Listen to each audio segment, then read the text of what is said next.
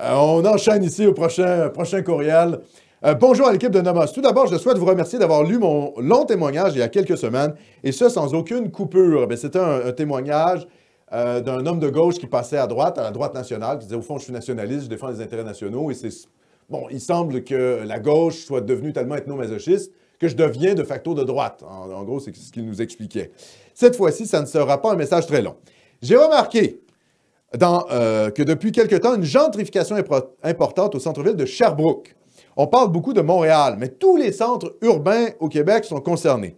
Est-ce que l'immigration de masse que nous subissons depuis quelques années serait à l'origine de la crise du logement que nous vivons, ou du moins en partie? Tu ne peux pas faire venir, selon moi, 55 000 immigrés par année qui vont aller vivre dans quelques villes du Québec sans que ça ait des conséquences sur les locaux, particulièrement les plus démunis.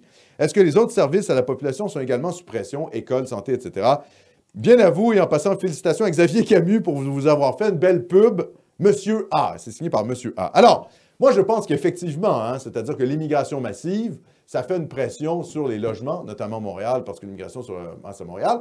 Et la gauche, évidemment, au lieu de cibler la gauche QS, Valérie Plante, tout ça, au lieu de dénoncer cet état de fait, elle culpabilise les propriétaires, qui n'ont pas le choix d'ailleurs parfois d'hausser les loyers. Pourquoi? Parce que les taxes municipales augmentent. Donc, la question de hausse des taxes municipales est liée à l'augmentation des loyers. La pénurie de logements est liée à plusieurs phénomènes, mais c'est évident que l'accroissement de la population par l'immigration massive fait une pression à la hausse sur les loyers. Ben oui. Jamais les gauchistes vont vous parler de ça. C'est complètement occulté. C'est complètement occulté par la gauche, par Radio-Canada, par TVA, par... Comme si faire venir 50-60 000 humains oui. À Montréal, à parce Montréal. qu'on sait que c'est juste à Montréal. En plus, et ça c'est sans compter les étudiants qui vont à McGill, qui vont à Concordia. Donc là, on parle de dizaines de milliers. Le parasitage intra-canadien. Exactement. Parasitage intra-canadien par, finalement, nos chers amis... angloïdes de l'Ouest ou de l'Ontario qui viennent angliciser Montréal. Oui. Donc, en plus, il y a l'immigration du tiers-monde, il y a les angloïdes qui viennent nous parasiter quelques années, puis ensuite qui repartent vers des cieux plus cléments.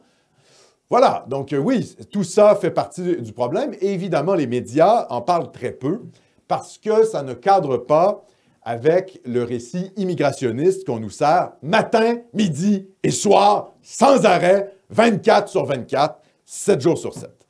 Donc oui, je pense que c'est quelque chose à relever.